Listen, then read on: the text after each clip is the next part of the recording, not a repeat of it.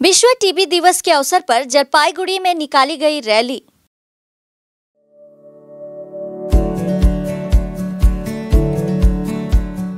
Pampered, not just a hospital, but a mother. विभिन्न कार्यक्रमों के माध्यम से विश्व टीबी दिवस मनाया जा रहा है।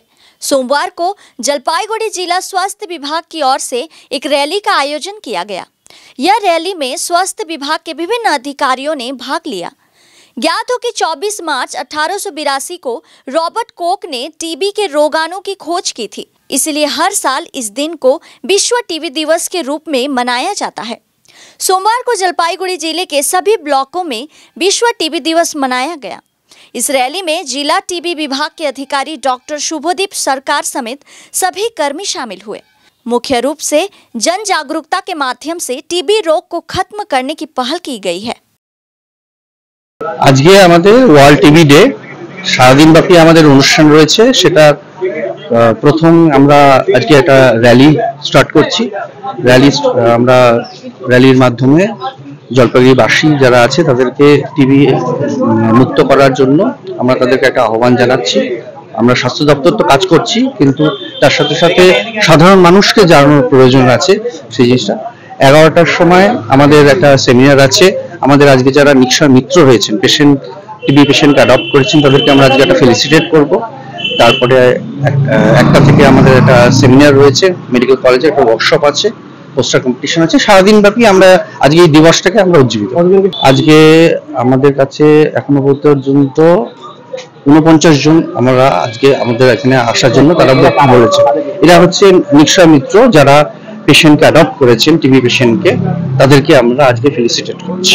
না, যেমন একটি সিমেন্ট কোম্পানি, উনি 100 জন পেশেন্ট অ্যাডপ্ট করেছেন।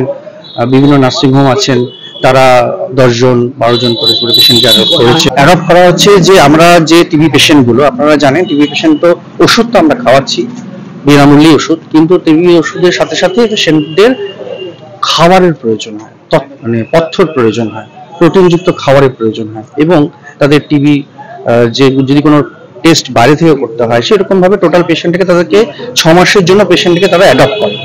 ঠিক আছে, 6 মাসের প্রতি মাসে তাদের খাবার ডিস্ট্রিবিউশন করা থেকে শুরু করে তাদের যদি আর কোনো রকম কোনো হেল্প লাগে সেই জিনিসটা ওনারা করে।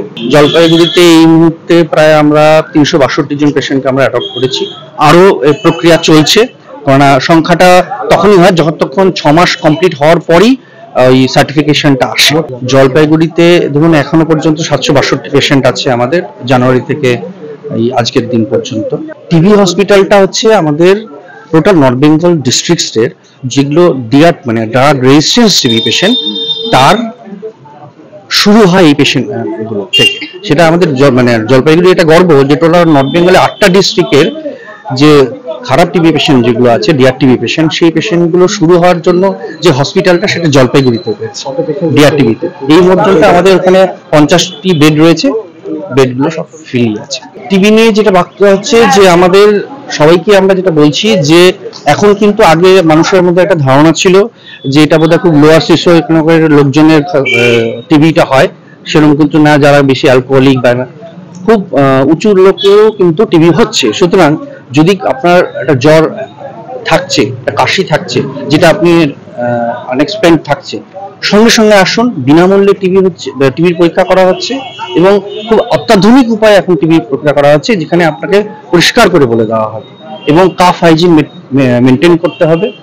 এটাই হচ্ছে আমাদের সবাইকে বার্তাটা দেওয়া, যেন আপনারা সবাই আরো বেশি মাত্রায় টেস্ট করুন। যত বেশি মাত্রায় আমরা টেস্ট করতে পারবো, তত বেশি মাত্রায় আমরা কিন্তু এই চেইন অফ ট্রান্সমিশনটাকে আটকাতে পারবো। কারণ টিবি পেশেন্ট কিন্তু আমাদের এখানে থাকবেই।